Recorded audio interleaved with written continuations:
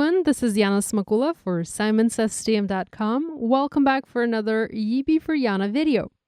I think we all can agree one can never have too many spare birthday cards on hand. So for today's video, I decided to stamp a simple one-layer floral birthday card. Now, the design of this card can be adapted to many other occasions, as it is not using any birthday-specific imagery, but rather only flowers. A card like this can be a thank you, or miss you, or a paper hug, and many more. I started working on my card by stamping a skinny strip sentiment somewhat in the center of my panel in black ink. This message, birthday wishes, come from the Simple Sentiment 2 stamp set by Kathy Zelski for Simon Says Stamp. I stamped it in black ink on white cardstock panel cut to 4 1/4 by 5.5 inches. This is the only black that I will have on this card. The rest is going to be bright, bold, and colorful. Perfect for a birthday card. This is also the only image that I had stamped with the help of my stamping tool. The rest will be stamped using a clear block. I chose to use MISTI to stamp a sentiment to be sure that I would stamp it straight, and also to have the opportunity to double stamp it if needed, and I did do that to have a darker, blacker impression. Next, I made a mental note to leave the sides of my white panel blank. I did not want to mask anything, as sometimes with masking tape, when you pull it off, it can rip the paper and hence damage your project. So I just envisioned about a 1/4 inch border on each side, so a 1/4 inch strip being free from any stamping. I also didn't mask the border because I wanted the images to not be chopped off in the middle, if that makes sense. I wanted each stamped image to be fully stamped on the paper. To create the floral pattern or a floral background for this card, I pulled images from the So Loved stamp set by Simon Says Stamp.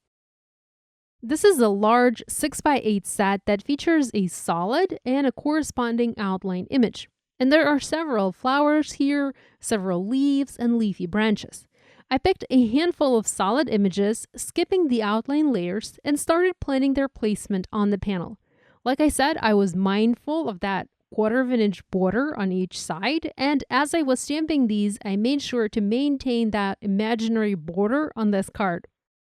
At first, I had planned to ink up each stamp, each image, with 2 colors of ink, a lighter and a darker, for some shading. But later I abandoned this idea and stamped most of my images in just 1 color of ink.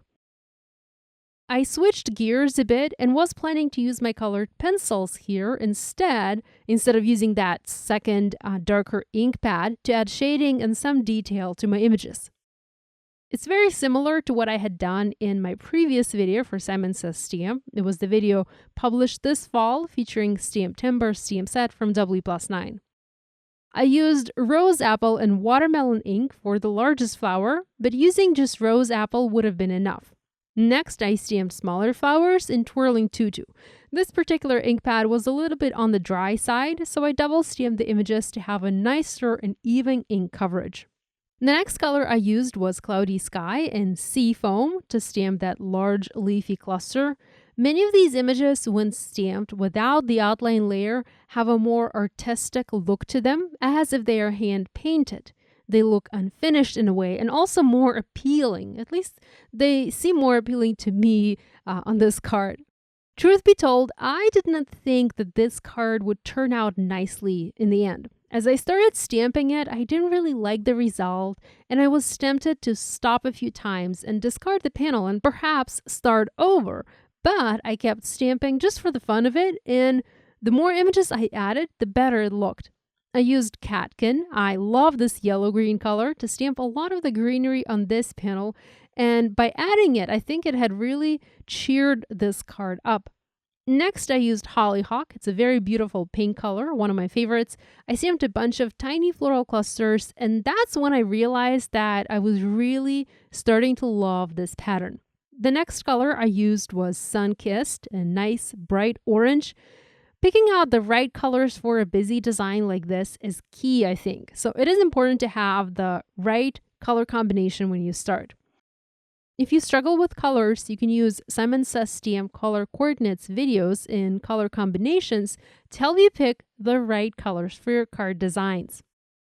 Next, I used seafoam color again and stamped several darker leaves, filling some of the background in. Now, with these kinds of inks, it's important to remember that they become lighter as the ink dries.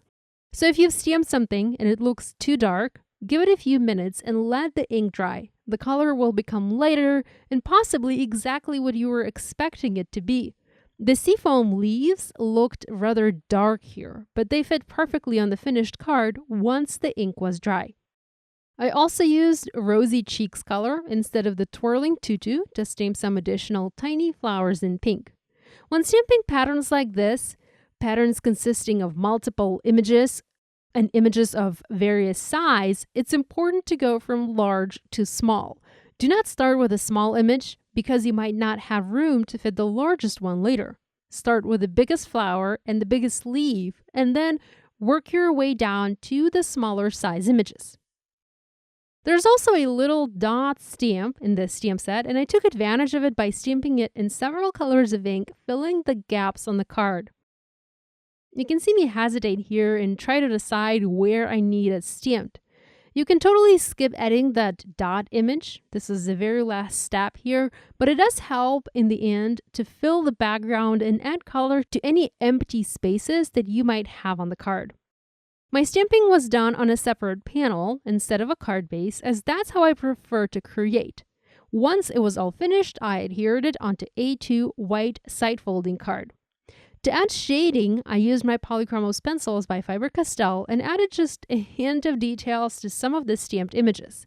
I used number 123, Fuchsia, number 129, Pink Madder Lake, number 132, Light Flesh, number 131, Medium Flesh, number 108, Dark Medium Yellow, number 111, Cadmium Orange, number 168, Earth Green Yellowish, and finally number 154, Light Cobalt Turquoise. Seems like a lot of colors, but really it was just one color per each ink pad color. Adding this kind of pencil detail can be scary at times, and I was afraid to mess this card up. I really did not want to re-stamp it, but you can always do a test run on a piece of paper before coloring the actual card, and that's what I did here when I was trying and testing some of the colors. Before I finish this video, I wanted to show you a panel that inspired this specific card. I started working on another idea. I didn't like how it was going, but I did like the little leaf and floral clusters and decided to re-stamp this idea using slightly different images, and I'm so glad I did. I hope you guys will give this idea a try. If you do make a card inspired by this video, we'd love it if you shared your project online and tagged us on social media. We always love seeing what you guys are making.